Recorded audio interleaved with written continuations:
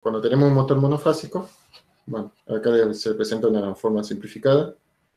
Obviamente la única diferencia con lo que hemos visto del motor trifásico es que tenemos una sola fase. El rotor sigue teniendo las mismas características, se puede tener un rotor de jaula de ardilla tranquilamente, bien, o sea, tener las barras y todas cortocircuitadas, básicamente lo mismo. A ver.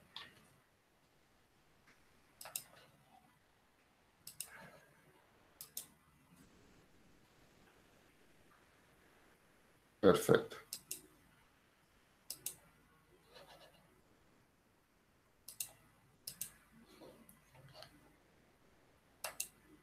Entonces, lo único que cambia es el estator, que antes teníamos 3 fases, ahora tenemos una sola. Entonces este sería un esquema básico, bien,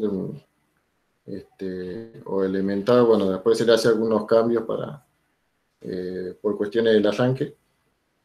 Y bueno, ahí tenemos una sola fase, bien, en el devanado estator. Antes teníamos 3 fases. Bien, en este caso, como tenemos una sola fase, si nosotros analizamos fasorialmente, nos damos cuenta que ese campo no gira. Bien, no gira porque tenemos un solo fasor, o sea, ya no tenemos al menos 2, lo cual haría posible de que el campo magnético resultante gire. En este caso tenemos uno solo. Entonces, de por sí solo, según el criterio anterior, el campo magnético no puede girar.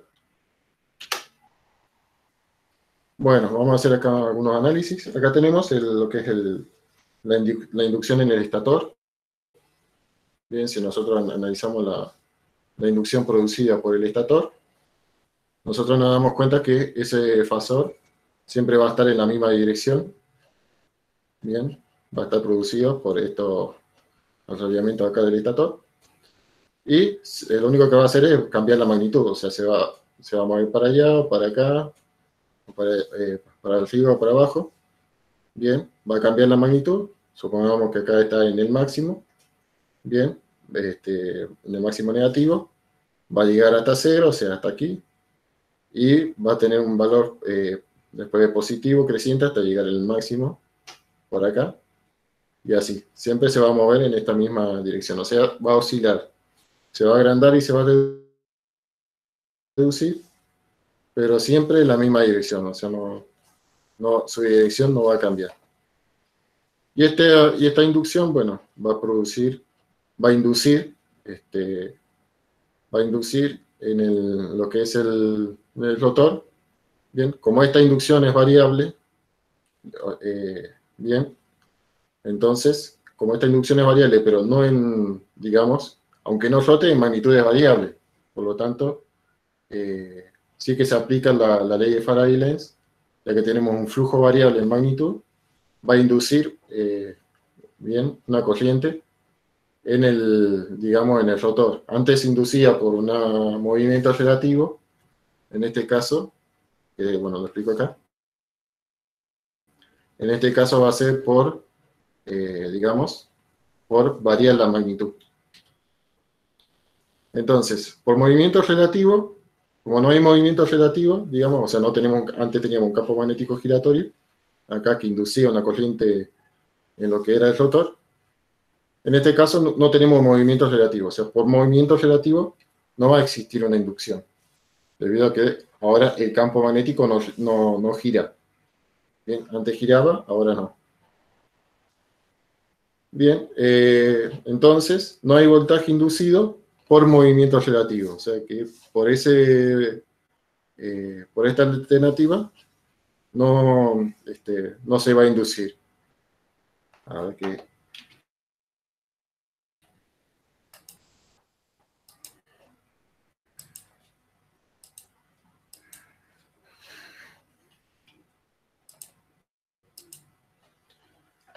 Bueno, entonces, la otra forma que, según las leyes de Faraday-Lenz, segunda forma era de inducir una corriente, era por variación del ángulo de campo magnético, o variación del área.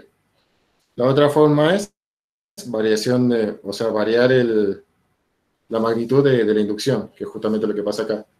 Entonces existe una transformación, bien, por la variación de lo que es el flujo o la variación de la inducción. Básicamente tenemos un transformador acá. Como tenemos las dos partes fijas, bien, tenemos básicamente lo que sería un transformador aquí, en la cual, bueno, el flujo que se induce, la corriente que se induce aquí es por efecto de variación de flujo. Entonces es como si tuviéramos un transformador, pero con el secundario todo cortocircuitado. ¿Se entiende?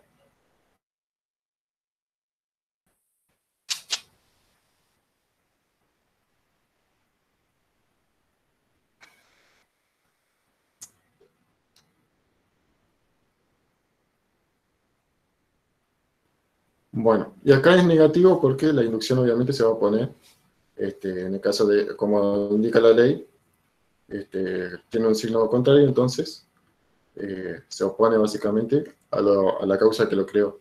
Entonces por eso básicamente tiene un signo contrario, o sea, es opuesta. ¿Vamos muy bien hasta ahora? Sí, sí, vamos bien. Perfecto. Bueno, si analizamos así como está el motor, por un lado estamos medicados porque no tenemos, si bien, bueno, por razones distintas se crea la corriente y se crea el campo magnético, pero si analizamos lo que es el par inducido, con la fórmula que ya vimos antes, básicamente el par inducido es proporcional al producto vectorial. Entonces, como tenemos un ángulo de 180 grados aquí eh,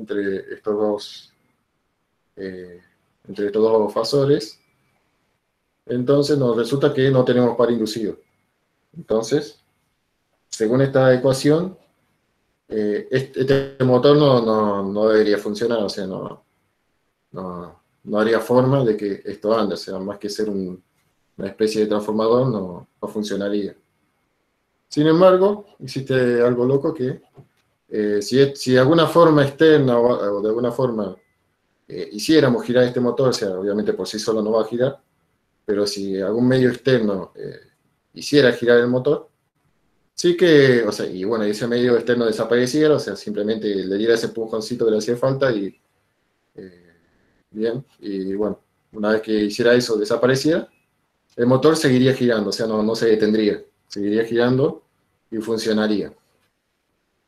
Entonces, bueno, es una cosa bastante extraña, porque se ve como que esto no haría forma de que el motor ande, sin embargo, una vez que aparezca ese impulso externo, el motor funcionaría. La cuestión, bueno, es por qué o por qué razón ocurre eso. Y bueno, hay dos teorías, bien, bastante distintas, que explican, bueno, por qué razón el motor funciona.